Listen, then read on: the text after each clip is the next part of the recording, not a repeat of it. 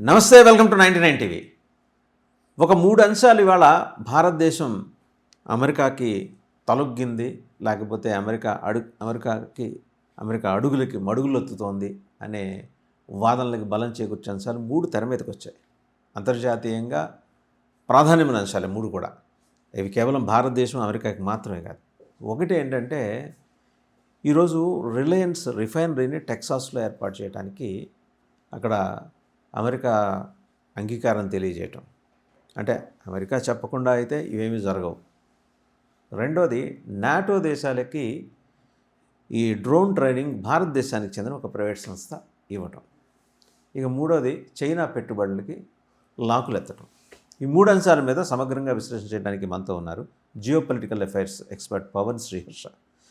నమస్తే పవన్ శ్రీహర్ష గారు. నమస్తే అండి. ఇప్పుడు మన రాహుల్ గాంధీ పార్లమెంట్లో ఆయన ఒకటే మాట్లాడుతూ వస్తున్నారు. ఏంటంటే, అమెరికా అడుగులకి భారతదేశం మడుగులొస్తుంది, మోడీ గారు అదే పని మీద ఉన్నారు, ఈ వేరే ఉద్యోగం చేయట్లేదు మోడీ గారు ప్రధానమంత్రి అని చెప్పేసి. ఆయన ఒక ఈజ్ ఏ రేర్ విజిటర్ ఇంతవరకు పార్లమెంట్ ఇప్పటివరకు. కానీ ఈ మధ్యకాలంలో పార్లమెంట్ సమావేశాలకు హాజరయ్యి లోపలికి వెళ్ళకుండా బయట మెట్ట దగ్గర కూర్చొని ఈ విన్యాసాలన్నీ చేస్తున్నాడు. నిజంగా అది ఆయన అన్న మాటల్లో వాస్తవం ఉందా? సో ముందుగా భారత్ మనకి నిజంగా యుఎస్కి వసాలైందా, దానికి రిలయన్స్ పెట్టుబడులు యుఎస్లో పెట్టడమే ఒక ఉదాహరణ అన్నట్టయితే మనం కొంచెం వెనక్కి వెళ్ళాలండి, భారత్ హిస్టరీలోకి వెళ్దాం. మనం చూసుకున్నట్టయితే కనుక 1991 నుంచి మనం ప్రైవేటైజేషన్ మొదలెట్టిన తర్వాత పివి నరసింహారావు గారు ప్రధానమంత్రి అయిన తర్వాత నుంచి మనం క్రమక్రమంగా పెట్టుబడులను భారత్లోకి ఆహ్వానిస్తూ వచ్చాం. అది ఫస్ట్ స్టేజ్. మనం సర్వీసెస్ సెక్టర్స్ కింద వెళ్ళామంటే ఐటీ ఎక్కువగా, హైదరాబాద్ కూడా దానికి బాగా ప్రసిద్ధి చెందింది. అది ఫేజ్ 1. ఫేజ్ 2 వెళ్ళేసరికి మనం ముఖ్యంగా చెప్పాలంటే మోదీ గారు ప్రధానమంత్రి అయినప్పటి నుంచి మనం మేక్ ఇన్ ఇండియా అంటే మ్యానుఫ్యాక్చరింగ్లోకి దిగాం. అప్పటి వరకు మనం సర్వీసెస్, ఐటీ ఆర్ బీపీఓ వీటిలలో ఉన్నది కాస్త మనం మ్యానుఫ్యాక్చరింగ్లోకి వెళ్ళాం. దానివి మనం ఈరోజు ఫలితాలు చూస్తున్నాం. మనం మరీ ఆన్ పార్ విత్ చైనా ఉన్నామంటే లేము, కానీ ఇన్ షార్ట్ స్పాన్ ముఖ్యంగా కోవిడ్ తర్వాత నుంచే మనం దీని వేగం పెంచాం. ఈ 5 ఏళ్లలో మనం నిజానికి చెప్పాలంటే మనం చాలా చెప్పుకోదగ్గ మనం ఫలితాలే చూస్తున్నాం. ముఖ్యంగా యాపిల్ కానివ్వండి, వేరేవి కానివ్వండి. దాని తర్వాత నెక్స్ట్ మనం మ్యానుఫ్యాక్చరింగ్ చేస్తున్నాం, సర్వీసెస్ చేస్తున్నాం, కానీ వీటి డిజైన్ కూడా మనమే చేయాలని చెప్పి పిఎల్ఐ లాంటిది డిఎల్ఐ అని కూడా ఒకటి తెచ్చాం. సో ఇప్పుడు మనం భారత్లో మనం మ్యానుఫ్యాక్చర్ చేస్తున్నాం, భారత్లో పెట్టుబడులు పెట్టిస్తున్నాం. కానీ దీని తర్వాత నెక్స్ట్ లెవెల్కి మనం వెళ్ళాలి. అదేంటి? మన పెట్టుబడులు మనం వేరే దేశాల్లో కూడా పెట్టగలగాలి. మనం తెచ్చుకోవటమే కాదు, మనం వేరే దేశాల్లో మనం కూడా వెళ్ళాలి. ఎందుకంటే అప్పుడే మన ప్రభావం పెరుగుతుంది. మనం చూసుకున్నట్టయితే మనం ప్రతి ఏడు అదే చాలా గర్వంగా మన పెట్టుబడుల మన ఏ దేశాలు ఎంతెంత పెట్టాయో మనం ఇస్తూ ఉంటాం, ఎఫ్డిఐ ఇండెక్స్ అని. ఆ ఎఫ్డిఐ ఇండెక్స్లో మన దేశంలో అత్యధికంగా పెట్టే దేశం ఏంటి అంటే యుఎస్ కాదు, చైనా కాదు, జపాన్ కాదు, రష్యా కాదు, ఇజ్రాయెల్ కాదు, సింగపూర్. అంటే G20లో కూడా లేని సింగపూర్ దేశం భారత్లో ఎఫ్డిఐలో ఎప్పుడు ప్రథమ స్థానంలో ఉంటుంది. అంటే సింగపూర్ లాంటి ఒక చిన్న దేశమే భారత్లో పెట్టుబడులు పెట్టగలిగినప్పుడు భారత్ మరి ఎంత విదేశాల్లో పెట్టుబడులు పెట్టాలండి? సో ప్రభావం అనేది పెరగాలి అంటే వేరే దేశాల్లో మనం కూడా పెట్టుబడులు పెడితే పెట్టుబడులు ఆహ్వానించడమే కాదు, మన పెట్టుబడులు కూడా వేరే దేశాలకు వెళ్ళాలి. అప్పుడే మన ప్రభావం ఆ దేశంలో పెరుగుతుంది. మనం సపోజ్ ఒక దేశంలో పెట్టుబడులు పెట్టాం అనుకోండి, ఆ దేశం అడుగులకు మనం అడుగులెత్తినట్టేనా? సో ఇప్పుడు రాహుల్ గాంధీ అడుగుతున్నారు. సో రిలయన్స్ది మనం మాట్లాడే ఒక 1 మినిట్ ముందర నేను మీకు ఒక చిన్న ఉదాహరణ ఇంకొకటి ఇస్తాను. డిసెంబర్లో ఒక ప్రకటన వచ్చింది. ఏంటంటే మనం యూరియా ప్లాంట్ రష్యాలో పెడుతున్నామని. అంటే రష్యా మనకి వసాలైందని కాదు, మన రష్యాని వసలైజ్ చేసుకున్నామని కాదు. ఏంటంటే రష్యాలో న్యాచురల్ రిజర్వ్స్ ఎక్కువ, యూరియాకి ఎక్కువగా న్యాచురల్ రిజర్వ్స్ కావాలి, అమోనియం కావాలి. వీటన్నిటికీ కూడా రష్యా చాలా perfect place. Supply chain risk ఉండకూడదు. ఎందుకంటే మనకి చైనా లాస్ట్ ఇయర్ ఈ ఫర్టిలైజర్స్, యూరియా ఇవన్నీ మనకి మనం ఇంపోర్ట్ చేసుకోకుండా వాళ్ళు చాలా రెస్ట్రిక్షన్స్ పెట్టారు. సో మనం ఆల్టర్నేటివ్స్ ఎత్తుక్కుంటూ వచ్చాం, ఆఫ్రికా నుంచి కానివ్వండి, సౌత్ అమెరికా, వేరు దేశాల్లో. కానీ మనకి ఇలాగ అన్ఇంటరప్టెడ్గా కావాలి అనుకుంటే కనుక మనకి అబండెంట్ న్యాచురల్ రిసోర్సెస్ అమోనియం ఉన్నది ఒక ప్లేస్ కావాలి. సో అందుకని మనం రష్యాలో పెట్టుకున్నాం. సో దీనివల్ల ఏమవుతుంది, రష్యాలో ఒక ప్లాంట్ వస్తుంది, రష్యాకు ఆదాయం వస్తుంది, అక్కడ ఉపాధి వస్తుంది, మనకు కావాల్సినవన్నీ కూడా మనకి అన్ఇంటరప్టెడ్గా వస్తూ ఉంటాయి యూరియా. సో ఇది ప్యూర్లీ బిజినెస్సే.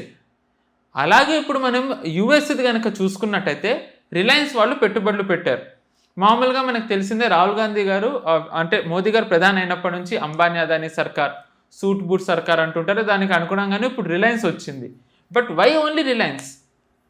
రిలయన్సే ఎందుకు వచ్చింది అంటే జామ్నగర్ రిఫైనరీకి ఒక హిస్టరీ ఉంది, దానికి స్పెషాలిటీ ఉంది. ప్రపంచంలో ఏ రిఫైనరీ ప్లాంట్కి లేని ప్రత్యేకతలు ఉన్నాయి. మామూలుగా Jamnagar world's largest refinery plant అని అంటారు, కానీ ఇది కాకుండా కాంప్లెక్సిటీ ఇండెక్స్ అని ఉంటుంది. ప్రపంచంలో రిఫైనరీస్ ప్లాంట్స్ ఏవైతే ఉంటాయో వాటిలలో కాంప్లెక్సిటీ ఇండెక్స్లో ఎప్పుడూ కూడా జామ్నగర్ ఫెసిలిటీ ఫస్ట్ వస్తుంది విత్ 21.1 రేటింగ్. ఎందుకు అంటే జామ్నగర్ మనకి రకరకాల క్రూడ్ ఆయిల్స్ ఉంటాయండి, హెవీ ఉంటుంది, లైట్ ఉంటుంది, మీడియం ఉంటుంది.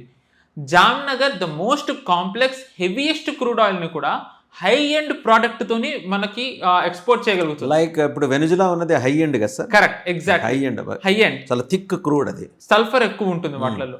అండ్ దీనిది కేవలం మనం క్రూడ్ ఎక్స్ట్రాక్ట్ చేయడమే కాదు, దాని నుంచి మనకి హై ఎండ్ ప్రోడక్ట్ రావాలి.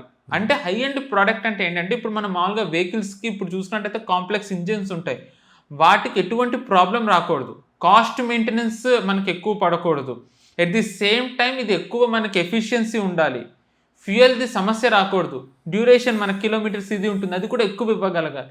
ఇదంతా చేయగలిగే సమర్థత కేవలం జామ్నగర్ రిఫైనరీకి మాత్రమే ఉంది. సో హెవీ రిఫైనరీస్ యుఎస్లో లేవంటే ఉన్నాయండి, యుఎస్లో కూడా హెవీ రిఫైనరీస్ ఉన్నాయి. మీకు కింద కాంప్లెక్సిటీ ఇండెక్స్ చెప్పాను కదా, అంటే హెవీ రిఫైనరీని మ్యానుఫ్యాక్చర్ చేసి దాని హై ఎండ్ ప్రోడక్ట్ ఎక్స్ట్రాక్ట్ చేయడంలో మనం 21.1%లో ఉంటే నెల్సన్ కాంప్లెక్సిటీ ఇండెక్స్లో యుఎస్ రిఫైనరీస్ 8 to 12% మాత్రమే ఉన్నాయి. సో మనం ఆ రకంగా మన సమర్థత కనిపిస్తుంది. సో అది రిలయన్స్ సమర్థత. సో ఇప్పుడు మనం యుఎస్లో పెట్టుబడి పెట్టడం అనేది చాలా పెద్ద ఇష్యూ. సో యుఎస్కి మన అవసరం ఉంది. అండ్ నెక్స్ట్ ఇంకొకటి, మామూలుగా మన పెట్టుబడులు మామూలుగా మనం చూస్తాం, ఇక్కడ మైక్రోసాఫ్ట్ పెడుతుంది, మనం గూగుల్ పెడుతుంది, చైనీస్ సంస్థలు ఉన్నాయి, అఫ్కోర్స్ వాళ్ళ స్టేక్ వేరు.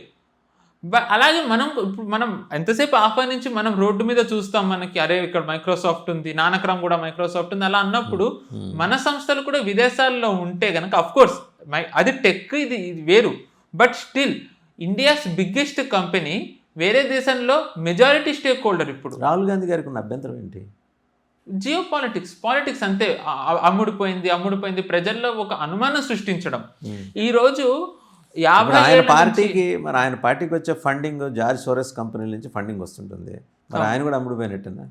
అంటే యుఎస్లో ఇప్పుడు డీప్ స్టేట్లోనే చాలా డిఫరెంట్ లేయర్స్ ఉన్నాయండి. నేను కదా ఆ పాయింట్ దగ్గరికి వస్తున్నా. యుఎస్లో డిఫరెంట్ లేయర్స్ ఉన్నాయి, అంటే right wing or Islamic communist వాళ్ళది ఒకటైతే కంప్లీట్ ఎక్స్ట్రీమ్ రైట్ వింగ్ ఒకట. సో జార్జ్ సోరస్ ఏంటంటే కంప్లీట్లీ ఈ కమ్యూనిస్ట్ ఇస్లామిక్ దాంట్లో ఉండే లాబీలో ఒకళ్ళు జార్జ్ సోరస్. సో ట్రంప్ని బ్యాక్ చేసేది అంతా కూడా ఏంటంటే క్రిస్టియన్ లాబీ, క్రిస్టియన్ అనొచ్చు, లేకపోతే యుఎస్ పేట్రియాట్స్ అదంతా అనొచ్చు అనమాట. సో ఇప్పుడు అందులో భాగంగానే యుఎస్ని కూడా మళ్ళీ మ్యానుఫ్యాక్చరింగ్ హబ్ చేయాలి అనే ప్రాసెస్ ట్రంప్ ప్రయత్నిస్తాడు. డ్రిల్ బేబీ డ్రిల్ మనం చూసుకున్నట్టయితే ఎలక్షన్ క్యాంపెయినింగ్ అప్పటి నుంచి ప్రెసిడెంట్ అయిన తర్వాత కూడా డ్రిల్ బేబీ డ్రిల్ అంటూ వచ్చారు, కానీ ఆయిల్ ఎక్స్ట్రాక్ట్ అవ్వట్లేదు. చాలా మంది ఏమనుకున్నారంటే ట్రంప్ ఫెయిల్ అయ్యాడని అనుకున్నారు, బట్ మనం చూసినట్టయితే మీరు డాట్స్ కనెక్ట్ చేయండి, వెనిజువేలన్ ఆయిల్ ఇప్పుడు ట్రంప్ చేతుల్లోకి వచ్చింది, దాని తర్వాత దాని హెవీ ఎక్స్ట్రాక్ట్ కావాలి. Connect the dots. ఇప్పుడు వెనిజులా నుంచి ఎలాగో అక్కడికి ఎవరు వెళ్ళే పరిస్థితి లేదు కాబట్టి అక్కడి నుంచి తెప్పిస్తే ఈ టెక్సాస్లో ఏర్పాటు చేయాలనుకుంటున్న రిఫైనరీ, తలపెట్టిన రిఫైనరీ ద్వారా మరి రిలయన్స్ ట్రంప్ ఆశించిన లక్ష్యాలు చేరుకుంటుందా? అంటే ఇది చిన్న కాంప్లెక్స్ ఆన్సర్ అండి, ఎందుకంటే టెక్సాస్ రిఫైనరీ ఇంకా అది మొత్తం ప్రొడక్షన్లోకి రావడానికి టైం పడుతుంది. బట్ వెనిజువేలన్ ఆయిల్ కావాలి, ఆల్రెడీ వెనిజువేలన్ ఆయిల్ వస్తుంది కదా. ఇటీవల మనం చూసాం, కరెంట్లీ వెనిజువేలన్ ప్రెసిడెంట్ డెల్సీ రాడ్రిగెస్కి ట్రంప్కి మధ్య జరిగిన ట్విట్టర్ టెలిగ్రామ్ సంభాషణలో ఆయిల్ వస్తుంది, Venezuela has been good partner అని. సో అది వెనిజులన్ ఆయిల్ చాలా టఫ్ రిఫైన్, హెవీ సల్ఫర్తో ఉంటుంది, చాలా దాని నుంచి మనకి రిఫైన్డ్ రావడం కష్టం. So who is doing that? జామ్నగరే చేస్తుంది. మనం చూసుకున్నట్టయితే గనక డిసెంబర్లో రిలయన్స్ ఏమందంటే మేము రష్యా నుంచి తీసుకోమని అంది. అది ఎప్పుడంది? ట్రంప్ కొడుకు గుజరాత్ వచ్చినప్పుడు ట్రంప్ కొడుకు రిలయన్స్ అధినేతతో కూడా కలవడం జరిగింది, ఆయన కొడుకుతోని. సో సంహౌ ఏదో అక్కడే డీల్స్ జరిగాయి.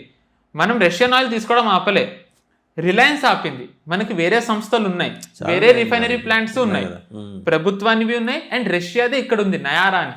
నయారా ఇక్కడే ఉంది కదా, నయారా ఇక్కడే ఉంది. అది నయారా అవ్వడానికి మనదే, అంటే మన దగ్గరే ఉంటుంది. ఇప్పుడు ఎలా అయితే మనం యూరియాది ఇందాక మీకు ఒక ఉదాహరణ ఇచ్చానో, మన సంస్థ రష్యన్ సంస్థ కలిపి అక్కడ పెడతాయి, బట్ ఫర్ అస్ అలాగే ఇక్కడ కంప్లీట్లీ రష్యన్ సంస్థలే కలిపి ఇక్కడ వాళ్ళు రిఫైనరీ ప్లాంట్ పెట్టారు మనకి, అండ్ వాళ్ళు కూడా వేరే చోట ఎక్స్పోర్ట్ చేసుకోవడానికి వీలుగా.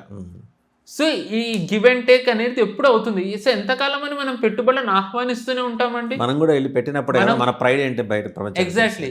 సింగపూర్ లాంటి చిన్న దేశమే మన దగ్గర బిగ్గెస్ట్ FDI ఇన్వెస్టర్ అయినప్పుడు మనం ఇంకెంత పెట్టగలం? సో ఇది నెక్స్ట్ లెవెల్లో భాగం. సో మన దగ్గర అందులో చూసుకున్నట్టయితే మనం టెక్లో ఇంకా మనం అంతా, మన దగ్గర గూగుల్ కానివ్వండి, మైక్రోసాఫ్ట్ అలాంటివి లేవు. సో మన దగ్గర ఉన్నది ఏంటి? One of the best refinery Jamnagar, అందులో టాప్, కేవలం భారత్లోనే కాదు ప్రపంచంలోనే. So why not use that as a leverage to enter into US market?